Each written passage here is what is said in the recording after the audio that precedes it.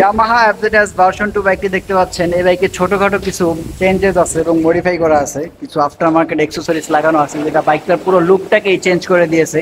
তো আজকে দেখাবো যারা ইয়ামাহা এফজেডএস ভার্সন 2 বাইকটি কিনেছেন কিংবা কিনতে চাচ্ছেন এবং ছোটখাটো কিছু পরিবর্তন করতে চাচ্ছেন আর তাদের জন্য এই ভিডিওটা। তো ফার্স্টে দেখাবো বাইকের লক রাখার একটা সিস্টেম এই বাইকে করা হয়েছে। আপনারা অনেকেই বাইকের লকটা কোথায় রাখবেন, তালাটা কোথায় রাখবেন সেটা বুঝতে পারেন না। তো এখানে দেখেন এই ভাইয়াটা এক্সট্রা করে একটা ক্লাম রাখছে আর এটার মধ্যে তালাটা রাখে, যার কারণে বাইকে তেমন একটা তালা নিয়ে কোনো অসুবিধার সম্মুখীন হতে হয় না। আমরা যখন নর্মালি বাইক চালাই ভাঙাচোরা রাস্তার মধ্যে বাইক চালাতে গেলে আমাদের তালাটা জাগি খায়, প্লাস গাড়ির রংটা উঠা যায়।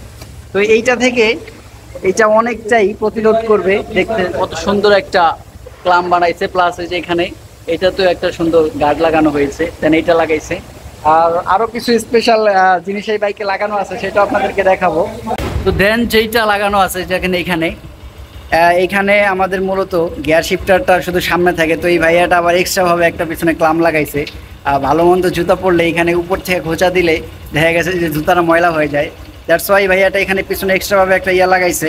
এটার ফলে পিছনে উঁচা দিতে হবে না, অন্যান্য গাড়ির মধ্যে পিছনে পাড়া দিলেই গিয়ার শিফট হয়ে যাবে। তো এরকম ছোটোখাটো কিছু মডিফাইয়ের কারণে বাইকটা সত্য কথা বলতে অনেক দেখতে আরও ভালো এবং অ্যাগ্রেসিভ লাগতেছে। এই জিনিসগুলো আপনাদের কাছে কেমন লাগছে অবশ্যই জানাবেন। আর সামনে দেখতেই পাচ্ছেন এখানে 4B এর একটি, এটা কি বলে এটাতে ভাই, ইঞ্জিন গার্ড ইনস্টল করা হয়েছে, যার কারণে বাইকের লুকটাই একদম চেঞ্জ হয়ে গেছে। ভিডিওটা কেমন লাগলো অবশ্যই আমাদেরকে কমেন্ট করে জানাবেন। আজকের ভিডিওটা এই পর্যন্ত। অবশ্যই আমাদের চ্যানেলটাকে সাবস্ক্রাইব করে পাঠিয়ে থাকেন। ভালো থাকেন, সুস্থ থাকেন, টাটা, আল্লাহ হাফেজ।